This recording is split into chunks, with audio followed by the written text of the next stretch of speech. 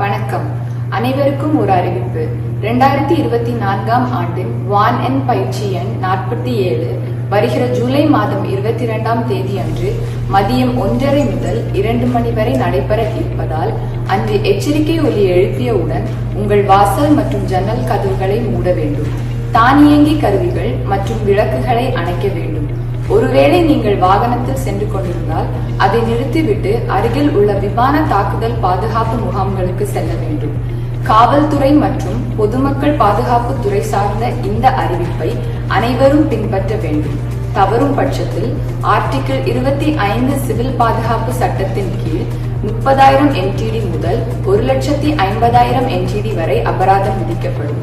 ஆகவே அனைவரும் ஒன்றாக இந்த பயிற்சிக்கு ஒத்துழைப்பு தந்து உதவுங்கள். இது மியாலி அரசின் அன்பு வேண்டுகோள். நன்றி.